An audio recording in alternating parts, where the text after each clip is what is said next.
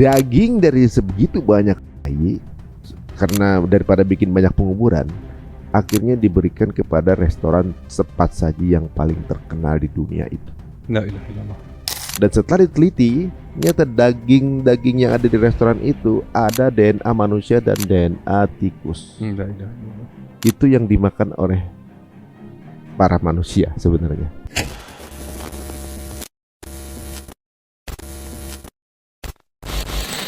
Nah, banyak yang terbongkar ini bahwa waktu bilang ada penyembahan bayi yang kemudian diberikan kepada dewa mereka.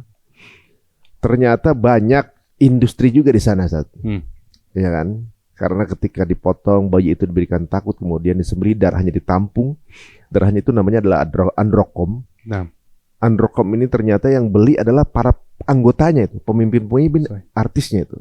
diberi kekuatan katanya, diberi energi, diberi Awet muda, diberi kekuatan, kayak susuk berarti jatuhnya ya.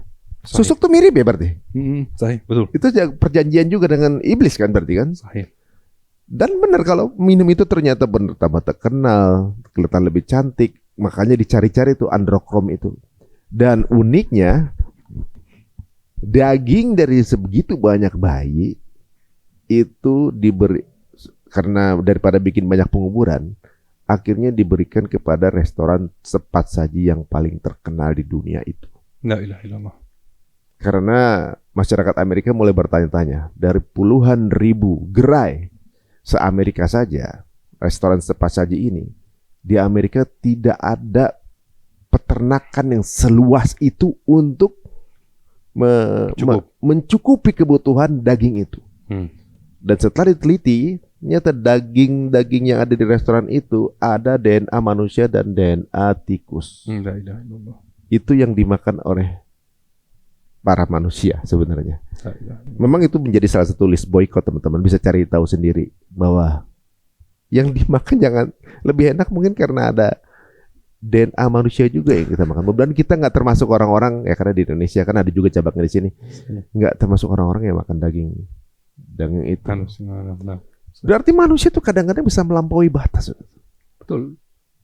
Itu manusia kalau jauh dari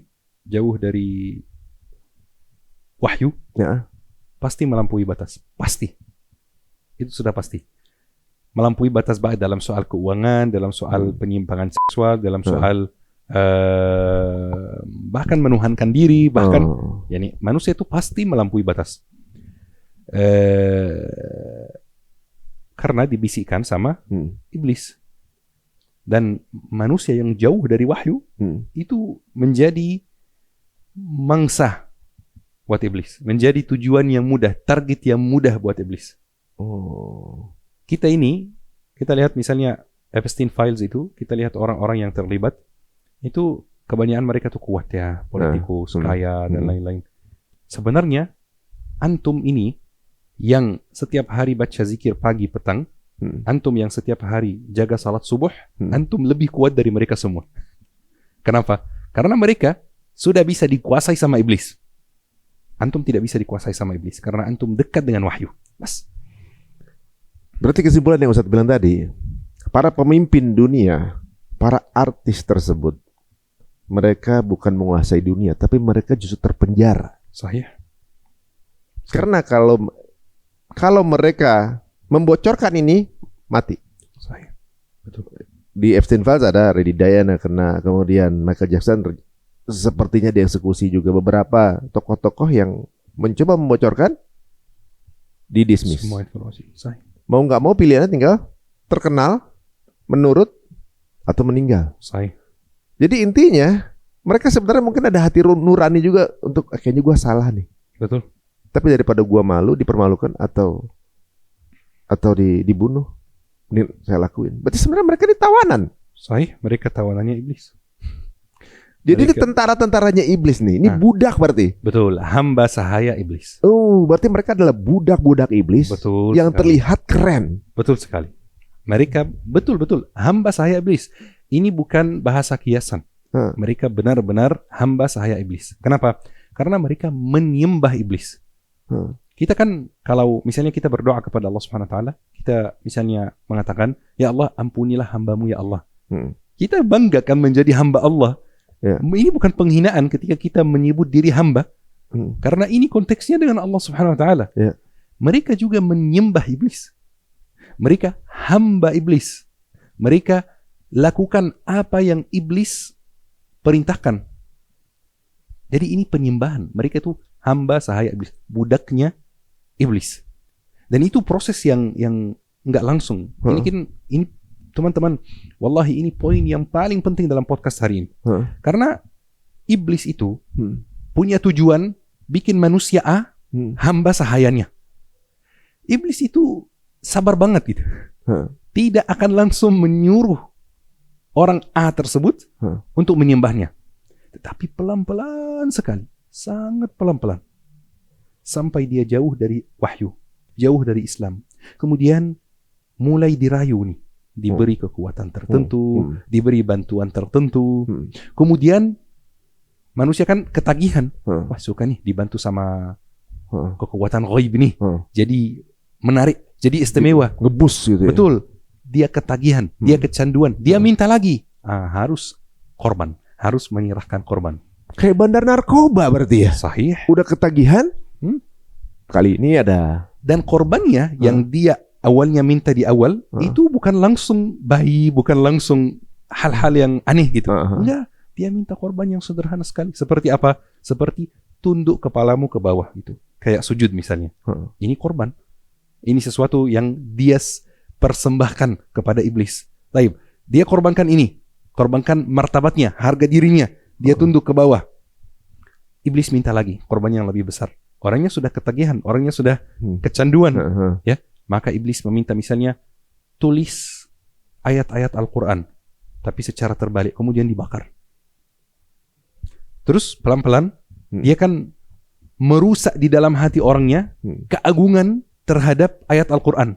Ditulis secara terbalik, kemudian dibakar. Jadi setelah itu kalau iblis minta yang lebih besar, dia bisa.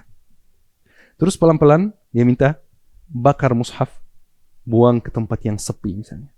Kemudian pelan-pelan ambil sebagian dari darah saudaramu. Tidak harus membunuh, melukai saja secara tidak sengaja, secara sengaja, ya. Terus diambil, kemudian ditaruh di mana? Dicampur dengan apa? Pelan-pelan itu prosesnya bertahun-tahun. Sampai muncul ke tahap yang kita lihat di Epstein Files itu.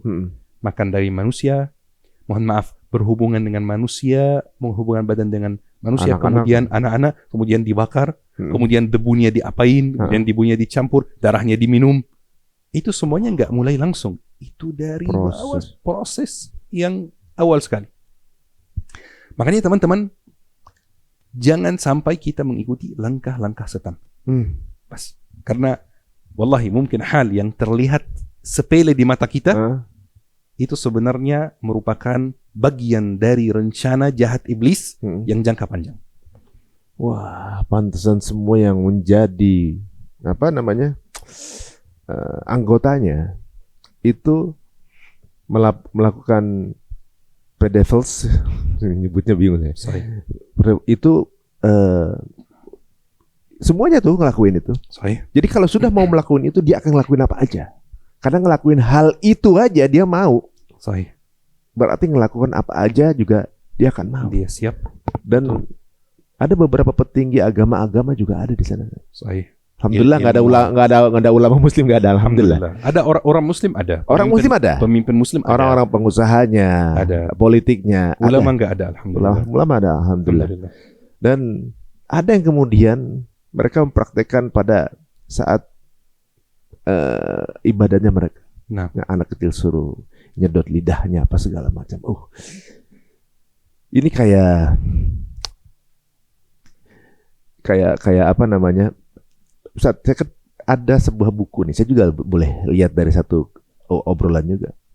Namanya Beauty Sick judulnya. Ternyata di buku itu dibilang bahwa manusia ini adalah sesuatu yang secara nature-nya itu akan menyembah sesuatu. Nah, memang diciptakan adalah kita ini kaum hamba. Sahih, betul sekali. Begitu. Mencari penyembah. Mencari sesuatu yang disembah gitu. Benar. Jadi nggak ada tuh katanya manusia yang punya keputusan sendiri, gue mau ini sendiri, nggak ada. Pasti dia akan mengikuti keputusan sesuai standar dan circle yang dianggap benar, begitu katanya. Ateis termasuk juga. Benar, termasuk ateis Betul. juga. Ateis itu mengikuti standar ateis lain. Sahih, betul. Oh, saya mah pilihnya begini, nggak usah ada Tuhan, begitu. Standar alam. Di buku itu dijelaskan bahwa para wanita itu ada standar kecantikan tertentu yang ditentukan oleh standar yang normnya kita nggak tahu siapa yang bikin. Harus cantik, harus kurus, harus mancung, harus langsing. Nah, gitu. betul. Dan wanita itu sampai operasi plastik untuk mendapatkan itu. Nah, Harus putih, harus diganti kulitnya segala macam. Di dalam buku dibilang bahwa para wanita ini sebenarnya adalah hamba. sahih. Mereka tawanan dari tren. Mereka ini adalah penyembah tren atau penyembah standar kecantikan yang dibuat oleh kaum tertentu. Dibilang begitu. Jadi inilah beauty slave. Bukan beauty seek aja, tapi dia beauty slave. Jadi bisa jadi bahwa sebenarnya bukan hanya dalam rangka menjadi hamba itu bukan hanya menyembah dewa. Begitu Pak Ustaz ya. Misalnya kayak gini. Dia menyembah Sesuatu, standar kecantikan, menyembah pekerjaannya, menyembah bosnya, jabatannya, menyembah hartanya. Sahih. Ibaratnya selain kepada Allah, itu juga bagian dari hamba sahaya iblis. Sahih, betul sekali. Dan itu sudah disebutkan di dalam Al-Quran dan hadis Rasulullah SAW. Ada satu ayat dan satu hadis. Itu luar biasa artinya. Hadis yang pertama, Rasulullah SAW bersabda, "Ta'isa abdu dirham wa dinar."